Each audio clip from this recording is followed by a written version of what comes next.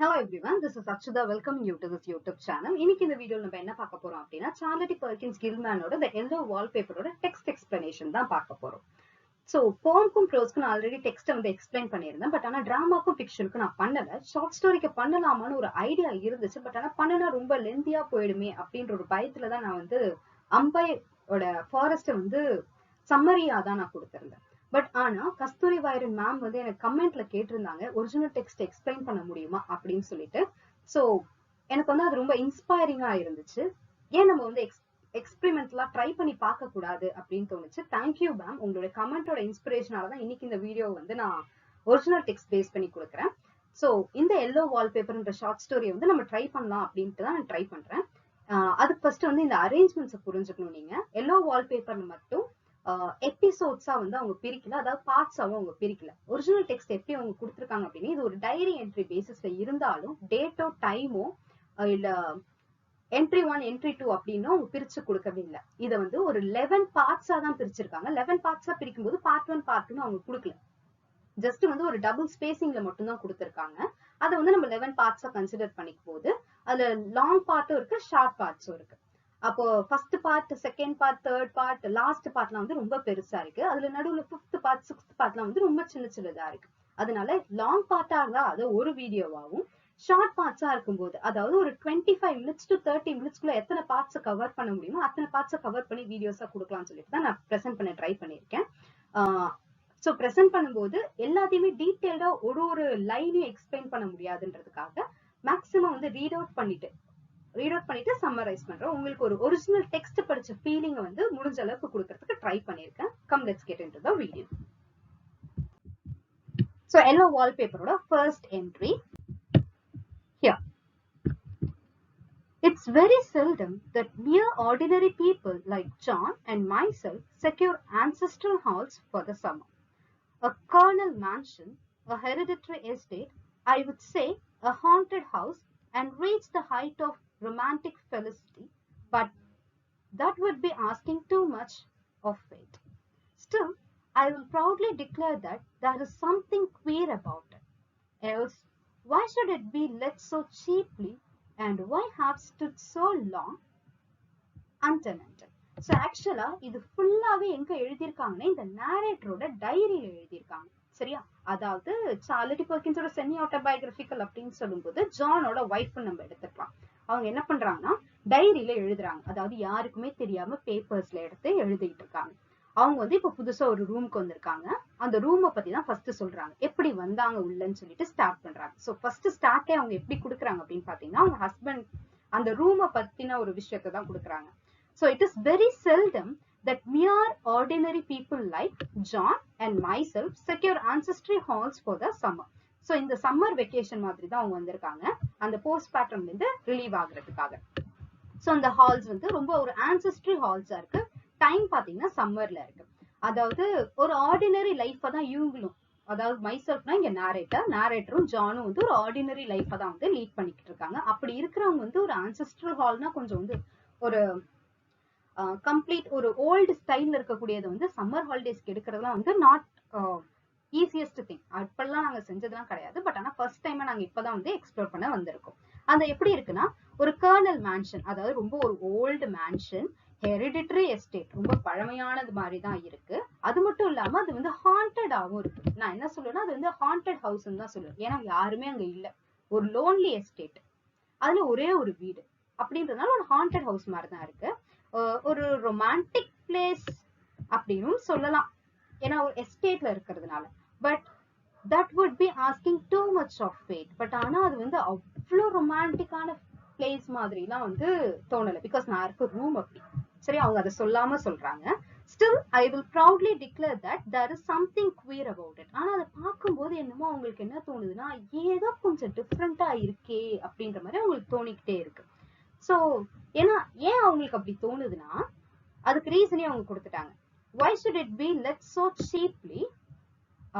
அதாவது இவ்வளவு நாளா இவ்வளவு ஒரு பெரிய வீடு, தனி வீடு, ரெண்ட் பாத்தீங்கன்னா ரொம்ப கம்மியான ரெண்ட்டுக்கு தான் விட்டுருக்காங்க.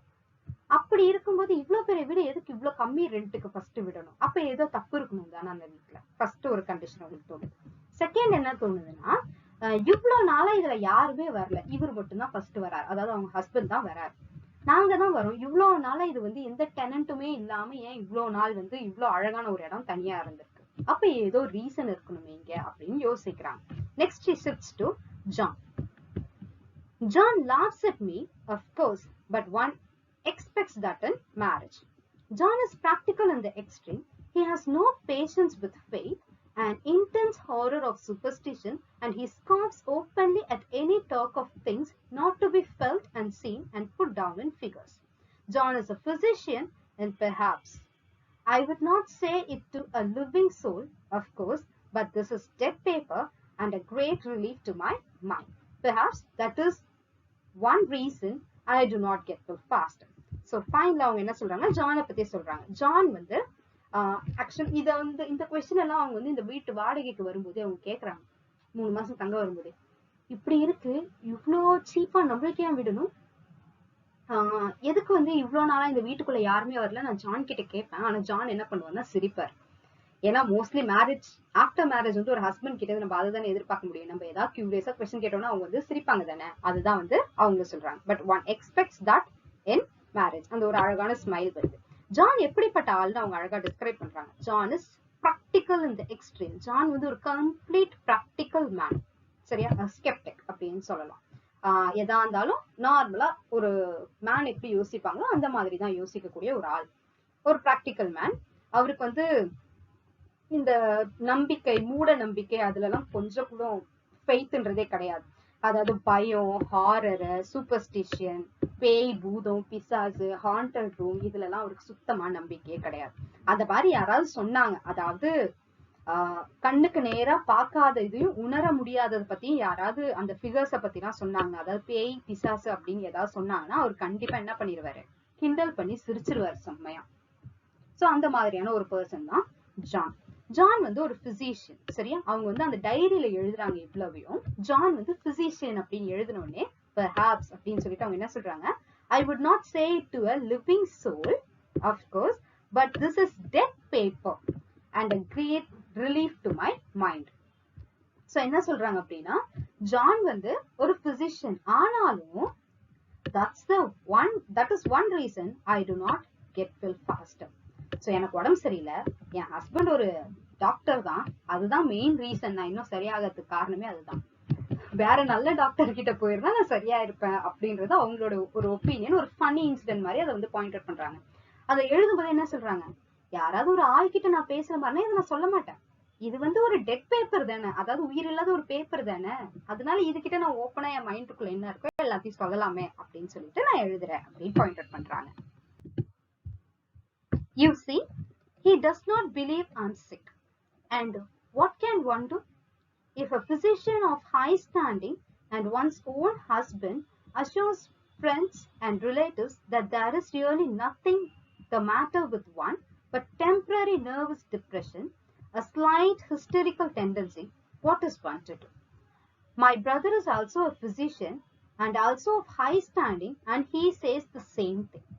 So I take phosphates or phosphites, whichever it is, and tonics and journeys and air and exercise, and am absolutely forbidden to work until I am well again.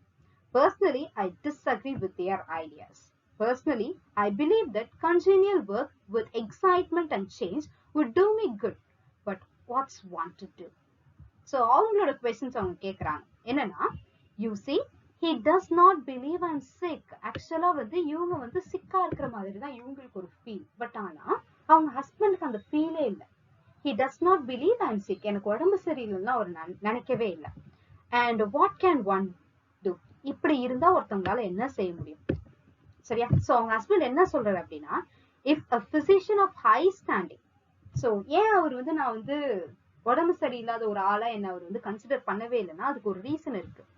if a physician of high standing, அதுவும் இல்லாம ஒருத்தரோட own husband, என்னோட husband ஒரு best physician, ரொம்ப top physician என்னோட husband, அதனால அவர் என்ன பண்றாரு அப்படின்னா என்னோட ஃப்ரெண்ட்ஸ் ரிலேட்டிவ்ஸ் எல்லார்கிட்டையும் என்ன சொல்றாருன்னா, இது வந்து ஒரு பெரிய விஷயமே கிடையாது, இது என்ன ஒரு டெம்பரரி நர்வஸ் டிப்ரெஷன் தான், அதாவது போஸ்ட்மார்ட்டம் டிப்ரெஷன் வந்து டெம்பரரி பர்பஸ், அது கரெக்டா ட்ரீட் பண்ணிட்டா விட்டுறலாம், இல்லைன்னா அது ரொம்ப கியூரியஸா போயிடும், சரியா. அப்படி இருக்கும்போது இது வந்து ஒரு டெம்பரரி டிப்ரெஷன் தான். சரியா? ஒரு கைண்ட் ஆஃப் ஒரு ஹிஸ்டீரிக்கல் டெண்டன்சி அப்படின்னு கூட சொல்லலாம்.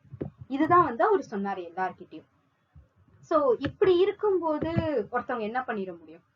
அவர் மட்டும் கிடையாது, கிட்டத்தட்ட என்னுடைய பிரதரும் ஒரு பிசிஷியன் தான். அவரும் வந்து ஒரு ஹை ஸ்டாண்டிங் பிசிஷியன் தான். ஆனா அவரும் அதே தான் சொன்னார். நான் உடம்பு சரியில்லாத ஆளுன்னு யாருமே கன்சிடர் பண்ணல. எல்லாரும் எப்படி நினைச்சாங்க, என்ன சும்மா வந்து கொஞ்ச நாள் அப்படி இருப்பா டிப்ரெஷன்ல, இதெல்லாம் பண்ணா அவ சரியாயிடுவா, அவ நல்லாதான் இருக்கா அப்படின்ற மாதிரி எல்லாத்தையும் சொல்லிட்டாங்க. சோ அதனால நான் என்ன பண்றேன், அவங்க 2 பேரும் வந்து பிசிஷியனு, 2 பேரும் மாறி மாறி இப்படிதான் சொல்றாங்க. சோ அவங்க குடுக்கறதெல்லாம் நான் செய்யறேன். சோ ஐ டேக் பாஸ்பேட்ஸ் அது என்னது ஏதோ ஒண்ணு அவங்க குடுக்குறாங்க, நான் அதை சாப்பிடுறேன். அதை சாப்பிடணும், டானிக் குடிக்கணும், நிறைய ஜேர்னிக்கு என்ன எங்க பார்த்தாலும் கூட்டிட்டு போறாங்க, நானும் கூட போறேன். ஃப்ரெஷ் ஏரை ஃபீல் பண்ண சொன்னாங்க, சரின்னு சொல்லிட்டு செய்யறேன். எக்ஸசைஸ் செய்ய சொன்னாங்க, ஓகே ஐ டூ அப்படின்னு சொல்லிட்டு எல்லாத்தையும் பண்ணலாம். என்ன பண்ணக்கூடாது, வேலை மட்டும் பார்க்க கூடாது. forbidden to work in the sense வேற எதுவும் செய்யக்கூடாது, இதை மட்டும் தான் நீ ரொட்டீனா செய்யணும். அப்படி செஞ்சுட்டே இருந்தனா நீ கெட் வெல், சீக்கிரமா வந்து சரியாயிடுதுன்னு சொன்னாங்க. ஸோ பர்சனலி அதுதான் அவங்க சொன்னாங்க, அதை நான் அப்படியே ஃபாலோ பண்றேன். ஆனா பர்சனலா I disagree with their ideas. Actually எனக்கு அவங்களோட ஐடியாஸ்ல உடன்பாடே கிடையாது. I disagree with them. Reason is, நான் எப்படி ஃபீல் பண்றேன்னு எனக்கு தான் தெரியும். அவங்க கொடுக்குற ஐடியாஸ் வந்து எனக்கு என்னமோ ஒர்க் அவுட் ஆகணும்னு தோணவே இல்லை. Personally, I believe that congenial work with excitement and change, அதாவது எனக்கு பிடிச்ச ஒர்க்கை, எனக்கு பிடிச்ச வேலையை செய்யும்போது ஒரு எக்ஸைட்மெண்ட் கிடைக்கும். நான் வந்து ஒரு ரைட்டர், நான் திரும்பி திரும்பி வந்து டிஃப்ரெண்டா எழுதிக்கிட்டு இருந்தேன். அதாவது இந்த இடம், அதாவது என்னோட சைல்டு பர்த், அந்த ஒரு பெயின்ல இருந்து நான் டக்குன்னு வந்து வெளியில வரணும்னா எதையாவது நான் எழுத போனேன், ஒரு எக்ஸைட்மெண்ட் எனக்கு கிடைச்சிச்சு, டிஃப்ரெண்டான ஒரு ஒர்க்கை நான் செஞ்சேன் அப்படின்னா எனக்கு கொஞ்சம் பெட்டரா இருக்கும்னு நான் நினைக்கிறேன். பட் ஆனா எல்லாரும் என்ன சொல்றாங்க, இந்த பாஸ்பைட்ஸ், டானிக், ஜேர்னி எல்லாம் செஞ்சோன்னா உனக்கு சரியாயிடும்னு சொல்றாங்க. பட் ஆனா எனக்கு இதை செஞ்சதான் சரியாகும்னு தோணுது. So what can I do with this, what is one to do with this அப்படின்னு சொல்லிட்டு she asked a question. So I did write for a while in spite of them, but it does exhaust me a good deal having to be so sly about it or else meet with heavy opposition. I sometimes fancy that in my condition, if I had less opposition and more society and stimulus, but Sean says that the very worst thing I can do is to think about my condition, and I confess it always makes me feel so sad. So I will let it alone and talk about the house. So இப்போ அவங்க என்ன பண்றாங்க அப்படின்னா, அவங்க கண்டிஷனை பத்தி பேசலாம்னு சொல்லிட்டு யோசிக்கிறாங்க. ஸோ நான் எப்ப பாரு நான் எழுதுவேன், I did write for a while in spite of them. So அந்த ஜேர்னி, டானிக்கு, அதுக்கு நடுவில் நான் என்ன பண்றேன், கொஞ்சம் எழுதுவேன். பட் ஆனா அது என்ன ஆயிடும், என்னை கம்ப்ளீட்டா எக்ஸாஸ்ட் பண்ணிடும். சரியா? ஸோ எக்ஸாஸ்ட் பண்றது மட்டும் இல்லாம, நான் எக்ஸாஸ்ட் ஆனது யாராவது பார்த்துட்டாங்கன்னா அது என்ன பண்ணிடும், அவ்வளவுதான், என்னை கம்ப்ளீட்டா ஹெவி ஆப்போசிஷன் தான் மாட்டி விட்டுரும். அதாவது ஜான் திட்டுவாரு, ஜெனி திட்டுவாங்க. அதனால வந்து இவ்வளவு பேர்கிட்ட வந்து நான் அப்போசிஷன் வாங்கணும் அப்படின்றதுக்காக நான் என்ன பண்றேன், இன் பிட்வீன் கேப்ல தான் எழுதுவேன். ஸோ சம்டைம்ஸ் அவங்க என்ன யோசிப்பாங்க அப்படின்னா, I fancy that in my condition, என்னோட கண்டிஷன்ல எனக்கு என்ன தேவை அப்படின்னா, less opposition and more society and stimulus தான் எனக்கு இப்போதைக்கு தேவைப்படுது. என்னோட கண்டிஷன் எப்படி இருக்குன்னா, என் மனசு என்ன சொல்லுதுன்னா, என்னை யாரும் தடுக்க கூடாது, எனக்கு நிறைய சொசைட்டில எக்ஸ்ப்ளோர் பண்ணணும். அதாவது புதுசா நான் ஏதாவது ஒரு விஷயத்த செஞ்சுக்கிட்டே இருந்தேன், நிறைய ஸ்டிமுலஸ் கிடைச்சதுன்னா நான் நிறைய ரெஸ்பான்ஸ் கொடுப்பேன். அப்படி நான் ரெஸ்பாண்ட் பண்ணிக்கிட்டே இருந்தேன்னா நான் நிறைய விஷயத்த மறந்துடுவேன். இந்த டிப்ரெஷன்ல எனக்கு ஞாபகமே இருக்காது. அதுதான் நான் நினைக்கிறேன். பட் ஆனா ஜான் என்ன சொல்லுவாரு, எப்ப பாரு என்னோட கண்டிஷனை பத்தி நினைக்கிறது தான் இருக்கிறதுலே வேர்ஸ்ட் திங், அதை நான் செய்யவே கூடாது அப்படின்னு நினைப்பாரு.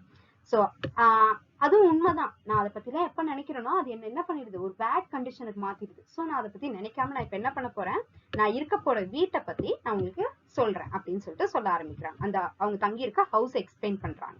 எப்படின்னா, the most beautiful place, it's quite alone, standing well back from the road, quite 3 miles from the village. It makes me think of English places that you read about, for there are hedges and walls and gates that lock, and there are lots of separate little houses for the gardeners and people. That is a delicious garden. I never saw such a garden, large and shady, full of box-bordered paths and lined with long grape-covered arbors with seats under them.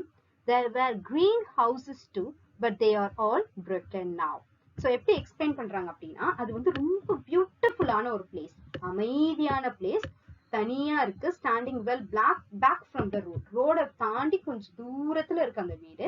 கிட்டத்தட்ட பார்த்தோம்னா வில்லேஜ்ல இருந்து அதுக்கு வந்து 3 miles டிஸ்டன்ஸ்ல இருக்கக்கூடிய வீடு தான் அது. அது எப்படி இருக்குன்னா, நம்ம அந்த இங்கிலீஷ் பிளேசஸ் நம்ம படிக்கிற புக்ல எல்லாம் வந்து ஒரு இங்கிலீஷ் பிளேசஸ் டிஸ்கிரைப் பண்ணியிருப்பாங்கல்ல, பியூட்டிஃபுல்லா கார்டன்ல இருக்கக்கூடிய ஒரு எஸ்டேட் ஹவுஸ், அதே மாதிரிதான் அது இருக்கு. நிறைய ஹெட்ஜஸ் இருக்கு, நிறைய வால்ஸ் இருக்கு, நிறைய கேட் இருக்கு. அதாவது ஒரு பெரிய வீடு, அந்த அதை சுத்தி குட்டி குட்டி ரூம்ஸ் இருக்கிற மாதிரியான வீடு. யாருக்குன்னா அந்த கார்டன் இருக்கும், அங்க வேலை செய்யறவங்களுக்கும் தனித்தனியா தங்குறதுக்கான வீடு இருக்க மாதிரியான ஒரு அமைப்புலதான் அந்த வீடும் இருக்கு. So that is such a delicious garden. அந்த வீடை சுத்தி ஒரு அழகான கார்டன் இருக்கு. அந்த கார்டன் எப்படி இருக்குன்னா, அதை இது வரைக்கும் நான் பார்த்ததே கிடையாது. அவ்வளோ ஒரு லார்ஜ் கார்டனா இருக்கு, நல்ல நிழலான ஒரு கார்டனா இருக்கு. எல்லா இடத்துலயும் பாத்தீங்கன்னா பாக்ஸ் பார்டர்டு பாத்ஸ் இருக்கு, அதாவது சுத்தி சுத்தி வர்றதுக்கு அழகான பாத்ஸ் எல்லாமும் இருக்கு. lined with long grape covered arbors, that is நிறைய திராட்சை கொடிகள் அங்கங்க சுத்தி சுத்தி காய்ச்சிக்கிட்டே இருக்கு. அவ்வளோ வைன் யார்ட்ல நடக்கிற மாதிரி அவ்வளோ பியூட்டிஃபுல்லா இருக்கு. அதுக்கு கீழே வந்து பாத்தீங்கன்னா ஸ்டோன் பெஞ்ச் எல்லாம் இருக்கு. சரி, அந்த சீட் அங்க கீழே உட்காந்து, அதாவது மேல திராட்சை கொடியெல்லாம் படர்ந்து இருக்கும்போது கீழே வந்து ஒரு ஸ்டோன் பெஞ்ச்ல உட்கார்ந்து எப்படி ஒரு ஃபீல் இருக்குமோ அந்த மாதிரியான இடமா தான் இருக்காது. கீழே ஒரு ஸ்டோன் பெஞ்ச்லாம் இருக்கு. ஸோ தேர் வர் கிரீன் ஹவுசஸ், நிறைய கிரீன் ஹவுசஸ்லாம் இருக்கு. அந்த மாதிரி செடி படர்ந்த வீடுகள்லாம் நிறைய இருக்கு. ஆனா இப்ப எல்லாமே வந்து புரோக்கன் கண்டிஷன்ல இருக்கு, அதாவது எல்லாமே வந்து இடிஞ்சு போய் டெஸ்ட்ராய் ஆன மாதிரியான ஒரு கண்டிஷன்ல தான் இப்போதைக்கு இருக்கு வீடெல்லாம். Again she continues, there was some legal trouble, I believe, something about the hires and co-hires. Anyhow, the place has been empty for years. That spoils my costliness. I'm afraid, but I don't care. There is something strange about the house. I can feel it. I even said to John one moonlight light evening, but he said what I felt was a draught and shut the window. I get unreasonably angry with John sometimes. I'm sure I never used to be so sensitive. I think it is due to this nervous condition. But John says if I feel so, I shall neglect proper self-control. So I take pains to control myself before him at least, and that makes me very tired. So அந்த வீடை பத்தி திரும்பவும் சொல்லி அப்படியே இப்பெல்லாம் describe பண்ணிட்டே இருக்கும்போது அவங்களுக்கு டக்குன்னு ஒரு ஞாபகம் வருது. என்னன்னா, அநேகமா இந்த வீட்டை பத்தி ஏதாவது லீகல் பிரச்சனை இருக்கும். அதாவது இது எனக்கு தான் சொந்தம், இது உனக்கு தான் சொந்தம்னு சொல்லிட்டு யாராவது அவங்க சொந்தக்காரங்களுக்குள்ள அடிச்சுட்டு இருந்திருப்பாங்க. அதனாலதான் என்ன ரீசன், இவ்வளோ நாளா இது யாருக்கும் வாடகை விடாம இருந்ததுக்கு காரணமே இந்த ரீசனா தான் இருக்கும். சரியா? Maybe that maybe the reason that spoils my ghostliness. இதெல்லாம் நினைக்கும் போதே எனக்கு கொஞ்சம் பயமா தான் இருக்கு. So that spoils my ghostliness, என்ன கொஞ்சம் பயமுறுத்துற மாதிரி தான் இருக்கு எனக்கு. I am afraid. ஆனா நான் அதை பத்தி கேர் பண்ணவே இல்லை. எனக்கு என்ன தோணுதுன்னா, இதுக்கு என்னமோ ஒரு ஸ்ட்ரேஞ்ச் திங் இருக்கு, அதனாலதான் இந்த வீடு இப்படி இருக்கு அப்படின்னு சொல்லிட்டு என்னால ஃபீல் பண்ண முடிஞ்சுச்சு. நான் என்ன பண்ணேன், இதை ஜான் கிட்ட கூட சொன்னேன். ஒரு மூன் லைட் ஈவினிங் அப்போ நாங்க 2 பேரும் பேசிக்கிட்டு இருக்கும்போது நான் ஜான் கிட்ட சொன்னேன், எனக்கு இந்த மாதிரிலாம் தோணுது, இங்க பார்த்தா பயமா இருக்கு அப்படின்னு சொன்னேன். பட் ஜான் என்ன சொல்லிட்டாரு அப்படின்னா, யோசிக்கிறது எல்லாமே தேவையில்லாத ஒரு விஷயம் தான் அப்படின்னு சொல்லிட்டு டக்குனு விண்டோவை மூடிட்டு வந்து படுத்துட்டார். ஸோ இதுதான் நடந்த விஷயம். நான் என்ன நினைக்கிறேன் அப்படின்னா, ஜான் அடிக்கடி என்ன சொல்லுவார்னா, அன்ரீசனபிளா நான் என்ன பண்றேன் அப்படின்னா, ஜான் மேல எனக்கு அடிக்கடி கோவம் வருது. அது ரீசனபிள் இல்ல. நான் இப்படி பேசிட்டு இருந்தேன், ஜான் ஒண்ணு நீ தேவையில்லாம யோசிக்கிறேன்னு சொன்னாரு, அதுக்கு கூட எனக்கு கோவம் வந்தது. நான் என்ன நினைக்கிறேன், நான் முன்னாடி எல்லாம் இப்படி இருந்ததே இல்லை, இவ்வளவு சென்சிட்டிவா எல்லாம் இருந்தது இல்லை. அநேகமா இது இந்த டிஸார்டர் இருக்குல்ல, நர்வஸ் டிஸார்டர், அந்த ரீசனுக்காக தான் நான் ஜான் மேல கோவப்படுறேன், அது எனக்கே புரியுது அப்படின்னு சொன்னாங்க. ஆனாலும் ஜான் என்ன சொல்லுவார் அப்படின்னா, நான் இப்படி எல்லாம் டக்குன்னு வந்து எனக்கு அந்த மாதிரி கோவம் வந்துச்சு, நான் ரொம்ப சென்சிட்டிவா ஆக்ட் பண்ணேன்னா எனக்கு வந்து ப்ராப்பர் செல்ஃப் கண்ட்ரோல் வந்து நான் மிஸ் பண்ணிக்கிட்டே இருக்கேன்னு மென்ஷன் பண்ணிக்கிட்டே இருப்பார். அதனால ஜான் முன்னாடி நான் என்ன பண்ணுவேன் அப்படின்னா, ரொம்ப ஸ்ட்ரெயின் பண்ணி இதைதான் பேசணும், இதை பேசக்கூடாது, இதை சொன்னா அவருக்கு கோவம் வரும், இதை சொன்னா அவருக்கு வந்து நல்லா பேசுவாரு, ஸோ நம்மளை பத்தி வந்து அந்த டிஸார்டர் இருக்க மாதிரி நம்ம காட்டிக்க கூடாதுன்றதுக்காக அவர் முன்னாடி வந்து ரொம்ப கேர்ஃபுல்லா என்ன நான் கண்ட்ரோல் பண்ணிக்கிட்டே இருப்பேன். சம்டைம்ஸ் அது என்ன ரொம்ப கஷ்டப்படுத்தும். அட்லீஸ்ட் அவர் முன்னாடி செய்யறது கூட எனக்கு ரொம்ப டயர்டா ஃபீல் பண்ணும். ஏன்னா என்னால ஃப்ரீயா அவர்கிட்ட கூட பேச முடியல. நான் ரொம்ப ரெஸ்ட்ரிக்ட் பண்ணி என்ன நானே அவ்வளவு கஷ்டப்பட்டு கண்ட்ரோல் பண்ணிட்டு இருக்கிறது எனக்கு கொஞ்சம் என்ன வந்து tired ஆக்கிடும். She continues, I don't like our room a bit. I wanted one downstairs that opened on the piazza and had roses all over the window and such pretty old-fashioned chintz hanging, but John would not hear of it. He said there was only one window and not room for 2 beds, and no near room for him if he took another. He is very careful and loving and hardly lets me stir without special direction. I have a scheduled prescription for each hour in the day. He takes all care from me, and so I feel basely ungrateful not to value it more. He said, we came here solely on my account, that I was to have perfect rest and all the air I could get. Your exercise depends on your strength, my dear, said he, and your food somewhat on your appetite, but air you can absorb all the time. So we took the nursery at the top of the house. So அவங்களோட ரூமை ஏன் அவங்க எடுத்தாங்கன்னு சொல்லிட்டு describe பண்றாங்க. என்ன சொல்றாங்கன்னா, அவங்களுக்கு அவங்க ரூமை பிடிக்கவே இல்லை. அவங்களுக்கு எது பிடிச்சிருந்துச்சுன்னா டவுன் ஸ்டேர்ஸ்ல இருக்கக்கூடிய ரூம் தான் பிடிச்சிருந்துச்சு. அதாவது கீழே இருக்கக்கூடிய ரூம் தான் அவங்களுக்கு பிடிச்சிருந்துச்சு. மேல இருக்க ரூம் அவங்களுக்கு பிடிக்கல. சரியா? ஏன்னா கீழே இருக்க ரூம் வந்து ரொம்ப ஓல்டு ஃபேஷன்டா ரொம்ப அழகா இருந்துச்சு. சரியா? அந்த டவுன் ஸ்டேர்ஸ்ல ஏறி வர வழியில விண்டோ சைடு ஃபுல்லா ரோஸா கவர் ஆகி இருக்கும். ரோஸ் ஃபிளவர்ஸ் இருக்க மாதிரி அந்த விண்டோஸ்ல எல்லாம் இருக்க மாதிரியும், அந்த பழைய காலத்துல இருக்கக்கூடிய ஸ்கிரீன் வந்து எல்லா விண்டோஸ்லயும் ஹேங் ஆகுற மாதிரியும் அவ்வளவு வண்டர்ஃபுல்லா இருந்துச்சு. பட் ஆனா ஜானுக்கு அது பிடிக்கல. ரீசன் என்ன கொடுத்தாரு அப்படின்னா, ஜான் என்ன சொன்னார்னா, அந்த இடத்துல ஒரே ஒரு விண்டோ தான் இருக்கு. அது மட்டும் இல்லாம அந்த ரூம்ல வந்து 2 பெட்ஸ் போடுற மாதிரியான ரூம் இல்ல, அவ்வளவு பெருசா இல்ல, அது ரொம்ப சின்ன ரூமா இருந்துச்சு. சரி, இவளை இந்த ரூம்ல விட்டுட்டு நம்ம பக்கத்துல வேற ஏதாவது ரூம் எடுத்துக்கலாமா அப்படின்னு பார்க்கும்போது பக்கத்துல வேற எந்த ரூமும் இல்ல, அந்த ஒரே ஒரு ரூம் தான் இருந்துச்சு அந்த ஃப்ளோர்ல. அதனால அவர் வந்து அந்த ரூமை எடுக்கவே இல்லை. ரீசன் என்னன்னா, அவர் ரொம்ப கேர்ஃபுல்லாவும் ரொம்ப லவ்விங்காவும் என்ன பார்த்துக்கிட்டே இருக்காரு. சரியா? அடிக்கடி என்ன பண்றாரு அப்படின்னா, என்ன தனியாவே விடவே மாட்டாரு. எனக்கு ரொம்ப ஸ்பெஷல் அட்டென்ஷன் கொடுத்து என்ன பத்திரமா பாத்துக்கிறாரு. ஒவ்வொரு மணி நேரத்துக்கும் எனக்கு தனியா ஒரு பிரிஸ்கிரிப்ஷனே இருக்கு. ஷெட்யூல்டு பிரிஸ்கிரிப்ஷனை நான் வந்து ஒவ்வொரு மணி நேரத்துக்கும் நான் ஃபாலோ பண்ணிட்டே இருக்கும். என்னை பத்தின கம்ப்ளீட் கேரையும் அவர் எடுத்துக்கிட்டு இருக்காரு. அவ்வளவு லவ்விங்கா பாத்துக்கிறாரு. பட் ஆனா நான் அதுக்கு ஒரு நாள் கூட நன்றியோட இருந்ததே இல்லை. நான் அதை வந்து ஒரு அவ்வளவு ஒரு பெரிய விஷயமா நினைக்கவே இல்லைன்றது எனக்கு ரொம்ப வருத்தமான ஒரு விஷயம் தான். நான் அவருக்கு வந்து ரொம்ப அன்கிரேட்ஃபுல்லா தான் இருக்கிறேன் அப்படின்னு சொல்றாங்க. அவர் என்ன சொல்றாரு அப்படின்னா, இங்க நம்ம வந்ததோட கம்ப்ளீட் ரீசன் என்ன, எனக்காக தான் இங்க வந்து எனக்கு இங்க அவர் வந்ததோட காரணமே எனக்காக தான். நான் வந்து ஃபுல்லா ரெஸ்ட் எடுக்கணும், பெர்ஃபெக்டா ரெஸ்ட் எடுக்கணும் அப்படின்றதுக்காகவும், என்னால எவ்வளவுக்கு எவ்வளவு இயற்கை காற்றை வந்து சுவாசிக்க முடியுமோ அவ்வளவுக்கு அவ்வளவு நான் சுவாசிச்சா எனக்கு வந்து ஈஸியா வந்து சரியாகும் அப்படின்ற காரணத்துக்காக தான் அவர் என்ன கூட்டிட்டு வந்திருக்காரு. அவர் என்ன சொல்லுவாருன்னா, நான் நிறைய எக்ஸசைஸ் பண்ணணும்னு சொல்லுவாரு. ஆனா எனக்கு எவ்வளவு ஸ்ட்ரென்த் இருக்கோ அதுக்கு தகுந்த மாதிரி நீ எக்ஸசைஸ் பண்ணா போதும், உன்னால செய்ய முடியலன்னா விட்டுடு, ரொம்ப ஸ்ட்ரெச் பண்ணி எக்ஸசைஸ் பண்ணணுன்ற அவசியம் இல்லைன்னு சொல்லுவார். அதே மாதிரி என்னால எவ்வளவு சாப்பிட முடியுமோ அவ்வளவு நான் சாப்பிட்டா போதும், என்னோட அப்பிடைட்டுக்கு ஏத்த மாதிரி நான் சாப்பிடலாம், என்னோட ஸ்ட்ரென்த்துக்கு ஏத்த மாதிரி நான் எக்ஸசைஸ் பண்ணலாம். ஆனா ஏர், அதாவது எவ்வளவுக்கு எவ்வளவு பியூர் ஏரை வந்து என்னால சுவாசிக்க முடியும்ன்றது என்னோட கெப்பாசிட்டில இருக்கு. எவ்வளவு வேணும்னாலும் நான் என்ன பண்ணலாம், அந்த ஏரை வந்து சுவாசிக்கலாம் அப்படின்றதுக்காக. அதுக்கு மட்டும் எனக்கு அவர் கண்டிஷன் சொன்னதே இல்ல, என்ன ரொம்ப பத்திரமா பாத்துக்கிட்டாரு. அந்த ஒரு காரணத்துக்காக தான் என்ன பண்ணாருன்னா, இங்க மேல இருக்கக்கூடிய இந்த நர்சரிக்கு கூட்டு வந்திருக்கா. அதாவது வீட்டோடைய டாப் ஃப்ளோர்ல இருக்க இந்த ரூமுக்கு என்ன கூப்பிட்டு வந்தது காரணமே அதுதான். அது ஒரு நர்சரி மாதிரி இருக்கு. It is a big airy room, the whole floor nearly, with windows that look all ways and air and sunshine glare. It was nursery first and then playground and gymnasium, I should judge, for the windows are barred for like little children, and there are rings and things in the walls. The paint and paper looks as if a boys' school had used it. It stripped off the paper in the great patches all around the head of my bed, about as far as I can reach, and I in a great place on the other side of the room, low down. I never saw a worse paper in my life.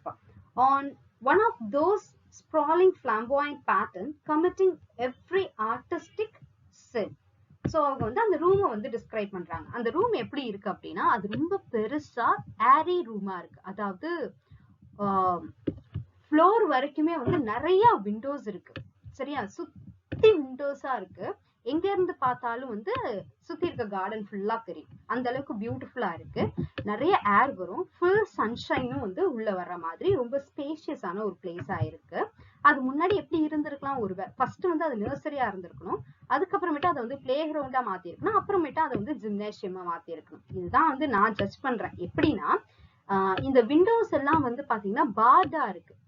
சின்ன பசங்க இருக்கக்கூடிய அந்த LKG UKG ரூம்ல எல்லாம் விண்டோஸ்ல வந்து கம்பி போட்டு அடைச்சிருப்பாங்களா அந்த மாதிரி இருக்கு ஃபர்ஸ்ட் பார்க்கும்போது. அது மட்டும் இல்லாம வால்ஸ்ல எல்லாம் பாத்தீங்கன்னா ரிங் மாதிரி வரைஞ்செல்லாம் வச்சிருக்காங்க. நிறைய திங்ஸ் எல்லாம் இருக்கு. அதெல்லாம் பார்க்கும்போது இது வந்து ஒரு நர்சரியா இருந்திருக்கலாம், சின்ன பசங்களுக்கான ஒரு நர்சரியா இருந்திருக்கலாம். அப்புறமேட்டு அந்த ரிங்ஸ் எல்லாம் பார்க்கும்போது ஒரு வேலை பிளே கிரவுண்டாவும் ஒரு ஜிம் மாதிரி இருந்திருக்கலாமே அப்படின்ற மாதிரி அவங்க யோசிக்கிறாங்க.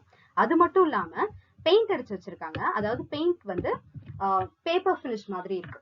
அந்த பேப்பர் எல்லாமே வந்து எப்படி இருக்குன்னா இது வந்து ஒரு பாய்ஸ் ஸ்கூலா இருந்திருக்கணும் அப்படின்ற மாதிரி அவங்க யோசிச்சிருக்காங்க. சரி, அது மட்டும் இல்லாம அந்த பெயிண்ட் எல்லாமே வந்து ஸ்ட்ரிப் ஆஃப் ஆகியிருக்கு. அதாவது அந்த பேப்பர் எல்லாம் அங்கங்க பிச்சு இருக்கு. ஒரு வீட்டுல வந்து அங்கங்க பெயிண்ட் வந்து இல்லாம இருந்துச்சுன்னா பேட்சா இருக்கும்ல, அந்த மாதிரி இருக்கு.